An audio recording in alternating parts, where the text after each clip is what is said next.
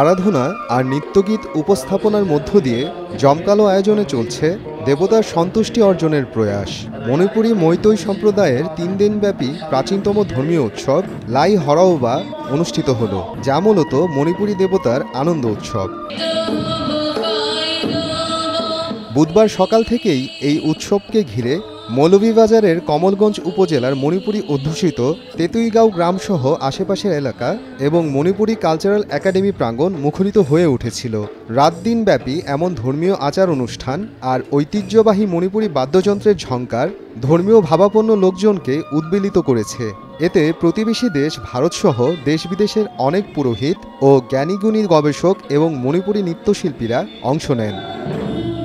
ধর্মীয় প্রথা মতে সকাল থেকেই পুরো গ্রামের বিশিষ্টজন ও পুরোহিতরা দৈবশক্তির কাছে প্রার্থনা জানাতে জড়ো হন। পরে পবিত্রতা নিয়ে সাদা পোশাকের সজ্জিত সাজে অঞ্জলি নিতে যান গ্রামের একটি জলাশয়ে। ধর্মীয় বিশ্বাস রয়েছে এই অঞ্জলি চলাকালে অনেকের উপরেই দৈবশক্তি ভর করে। আজকে যে এই উৎসবটি, এটি হচ্ছে আমাদের অনেক আগে থেকে চলে আসা একটা ঐতিহ্য এবং সংস্কৃতি।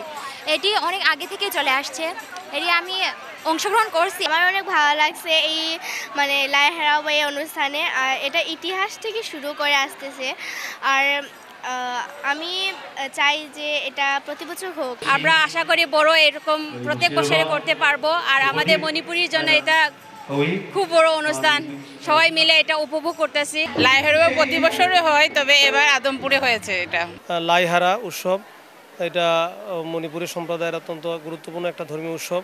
এখানে আসলে এসে আমার খুবই ভালো লাগলো।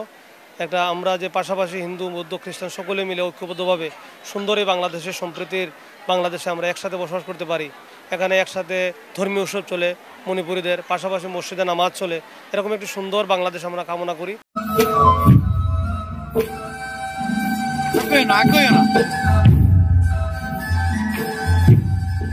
মণিপুরী এই নৃত্যধারার সাথে জড়িয়ে আছে তাদের সনাতন ধর্মে বর্ণিত সৃষ্টিতত্ত্ব। মণিপুরের লোকপুরাণ মতে আগে পৃথিবী জলমগ্ন ছিল, সেই পানির উপর 7 জন দেবী নৃত্য করছিলেন। নৃত্য দেখে 9 জন দেবতা তাদের লক্ষ্য করে মাটি নিক্ষেপ করেন, আর এই নৃত্যের তালে তালেই পৃথিবীর স্থলভাগ সৃষ্টি হয়। এই ভাবনা থেকেই মূলত লাই হরাওবা নৃত্যের সূচনা হয়। লাই হরাওবা মণিপুরীদের, আমরা যারা মণিপুরীদের অত্যন্ত প্রাচীন একটা গুরুত্বপূর্ণ অনুষ্ঠান।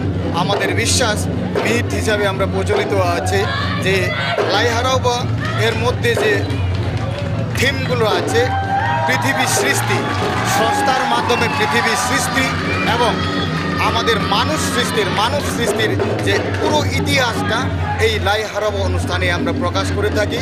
এই প্রাণী জগৎ অর্থাৎ যে মানুষ এবং সব জীবজন্তু এবং নিজের সম্প্রদায়, দেশ ও দেশের সমগ্র পৃথিবীর মানুষকে কল্যাণ এবং সুখ সমৃদ্ধি কামনা করি আমরা এখানে, এবং প্রত্যেকটা মানুষ যেন যে সুখে শান্তিতে এই পৃথিবীতে বসবাস করতে পারে, এইটাই হলো প্রধান উদ্দেশ্য।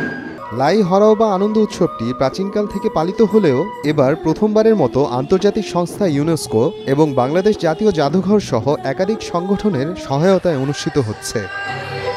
সময় সংবাদ, মৌলভীবাজার।